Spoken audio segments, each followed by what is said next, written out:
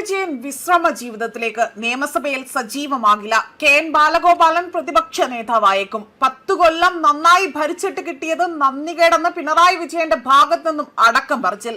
MLA ആയി തുടരുമെങ്കിൽ പോലും വിശ്രമ ജീവിതത്തിലേക്ക് പോവുകയാണ്. ഇതോടെയാണ് കെ.എൻ. ബാലഗോപാലൻ പ്രതിപക്ഷ നേതാവാകുമെന്ന സൂചനകൾ പുറത്തുവരുന്നത്. കനത്ത പരാജയം ഏറ്റുവാങ്ങിയതോടെ പ്രതിപക്ഷ നേതൃസ്ഥാനം പിണറായി വിജയൻ ഏറ്റെടുത്തേക്കില്ല. വിജയിച്ചവരിൽ മുതിർന്ന നേതാവായ കേന്ദ്ര കമ്മിറ്റി അംഗം കെ.എൻ. ബാലഗോപാലനെ പ്രതിപക്ഷ നേതാവ് ആ ഒരു സ്ഥാനത്തേക്ക് അവിടെ നിയമിക്കാനുള്ള നീക്കമാണ് നടക്കുന്നത്. പാർട്ടി സംസ്ഥാന സെക്രട്ടേറിയറ്റും സംസ്ഥാന കമ്മിറ്റിയും അടങ്ങുന്ന തീരുമാനം നിയമസഭാ അംഗങ്ങളുടെ യോഗം ചേർന്നാകും അംഗീകരിക്കുക. നിയമസഭ ചേരുന്നതിന് തൊട്ടു മുൻപാവും ഈ ഒരു തീരുമാനമെടുത്ത് ഗവർണറെ അറിയിക്കുന്നത്. അതേസമയം 80കൾക്ക് ശേഷമുള്ള കനത്ത പരാജയത്തിൽ നേതൃത്വത്തിനെതിരെ CPM-ൽ അമർഷം പുകയുകയാണ്. ജയിക്കാവുന്ന സീറ്റുകൾ പോലും അവിടെ നേതൃത്വത്തിന്റെ പിടിപ്പുകേട് കൊണ്ട് തോറ്റു എന്ന വിമർശനമാണ് ഇവിടെ ഫലപ്രഖ്യാപനത്തിന് ശേഷം പാർട്ടി നേതാക്കൾക്കിടയിൽ തന്നെ പലർക്കും ഉയരുന്നത്. നേതൃമാറ്റത്തിന് പോലും ആവശ്യമുള്ള സാധ്യതയുണ്ട്. വരും ദിവസങ്ങളിൽ ചേരുന്ന പാർട്ടി സംസ്ഥാന നേതൃയോഗത്തിൽ അവിടെ നേതൃത്വത്തിനെതിരെ രൂക്ഷ വിമർശനം തന്നെ ഉയരും.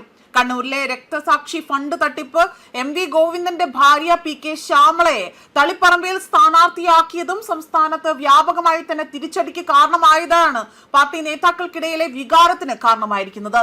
CPM അനുകൂല സൈബർ ഗ്രൂപ്പുകൾ പോലും പാർട്ടി സംസ്ഥാന സെക്രട്ടറിയായ MV ഗോവിന്ദനെതിരെ പരസ്യ വിമർശനം അവിടെ ഉന്നയിച്ചു കഴിഞ്ഞിരിക്കുകയാണ്. നാളെ ചേരുന്ന സംസ്ഥാന സെക്രട്ടേറിയറ്റിൽ തോൽവിയുടെ വിലയിരുത്തലുണ്ടാകും. നിലവിൽ കണ്ണൂരിലുള്ള പിണറായി വിജയൻ നാളെ സെക്രട്ടേറിയറ്റിൽ പങ്കെടുക്കുമോ എന്ന കാര്യത്തിൽ ഇതുവരെയും വ്യക്തത വന്നിട്ടില്ല. പാർട്ടി കോട്ടകളിൽ കനത്ത തിരിച്ചടിയായിരുന്നു CPM നേരിട്ടത്. കൊല്ലത്ത് CPM-നും CPI-ക്കും ഓരോ സീറ്റ് വീതം മാത്രമാണ് അവിടെ ലഭിച്ചത്. നേരിട്ട് സമാനതകളില്ലാത്ത തിരിച്ചടിയും ലഭിച്ചു. അതേപോലെ തന്നെ ചിഞ്ചുറാണിയും ഗണേഷ് കുമാറും തോറ്റപ്പോൾ ധനകാര്യ വകുപ്പ് മന്ത്രി കെ.എൻ. ബാലഗോപാലൻ അവിടെ കഷ്ടിച്ചാണ് കടന്നുകൂടിയത്. ചാത്തന്നൂരിൽ CPI-യുടെ സീറ്റാണ് NDA പിടിച്ചെടുത്തത്. ആലപ്പുഴ അവർ കൈപിടിച്ച് വലത്തേക്ക് നടന്നപ്പോൾ ഇടതുപക്ഷത്തിന് അപ്രതീക്ഷിത തിരിച്ചടിയാണ് അവിടെ ലഭിച്ചിരിക്കുന്നത്. അതേപോലെ തന്നെ ജില്ലയിൽ ആകെയുള്ള 9 സീറ്റിൽ 6ഉം UDF-നൊപ്പം നിന്നു എന്നതാണ് വസ്തുത. അമ്പലപ്പുഴയിൽ അടക്കം തന്നെ ഉണ്ടായ കനത്ത തിരിച്ചടി ആലപ്പുഴയിലെ CPM-ൽ വലിയ ചർച്ചകൾക്കും മാറ്റങ്ങൾക്കും ഇവിടെ വഴിവെക്കും എന്നതിലും ഒരു സംശയവുമില്ല.